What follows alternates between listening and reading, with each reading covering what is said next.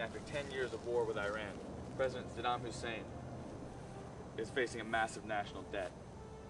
To alleviate this, he tries to cut oil production and raise the prices, but his fellow Arab Gulf states deny him this, which leaves him feeling frustrated and paranoid.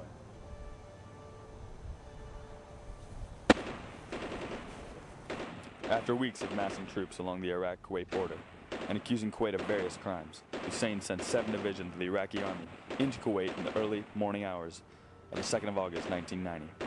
The invasion force of 120,000 troops and 2,000 tanks quickly overwhelmed Iraq's neighbor to the south, allowing Hussein to declare Kuwait was his nation's 19th province. The United Nations responded quickly, passing a series of resolutions that condemned the actions, required the immediate withdrawal of the troops, passed financial and trade embargoes on Iraq, and declared the annexation void.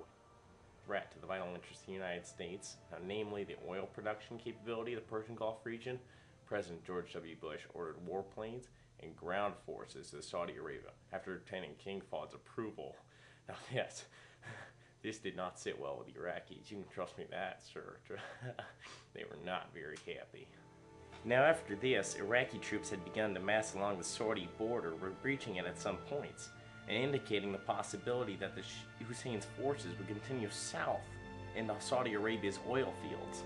Operation Desert Shield, the U.S. military deployment to first defend Saudi Arabia, grew rapidly to become the largest American deployment since the Southeast Asian conflict.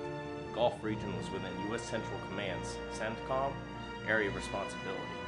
Eventually, 30 of those nations joined the military coalition arrayed against Iraq, with a further 18 countries supplying economic, humanitarian, and other type of assistance. Over the next 6 months, the U.S. and its allies built up a heavy maritime and ground force on the Arabian Peninsula, consisting of tanks much like this one. During this time, they engaged in many phony attacks to convince the Iraqis that an actual attack was coming. But on January 17, 1991, it became clear that Saddam would not withdraw his troops. This is when Desert Shield became Desert Storm. After winning congressional support, Bush Sr. begins the most devastating air assault in history against military targets in Iraq and Kuwait. He rejects a Soviet-Iraq peace plan for a gradual withdrawal that does not comply with all the U.S. resolutions, and gives Iraq an ultimatum to withdraw from Kuwait by noon, February 23rd.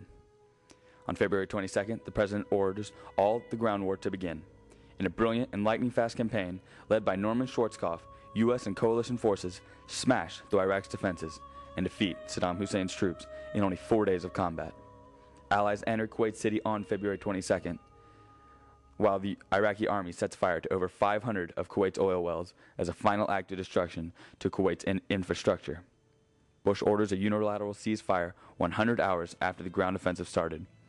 On February 27th, Allied and Iraqi military leaders meet on the battlefield to discuss terms for a formal Gulf War. Iraq agrees to abide by all of the UN resolutions. First, Allied prisoner of wars are released, and the official ceasefire is accepted and signed. Overall, 532,000 U.S. forces served in Operation Desert Storm. There were a total of 147 U.S. battle deaths during the Gulf War, 145 non-battle deaths, and 460 wounded in action. Now, we can't recreate the events of 1990 and 1991, but hopefully through our words and what we presented to you, we'll give you a better understanding of what truly happened in Desert Shield and Desert Storm. Now get out of my house!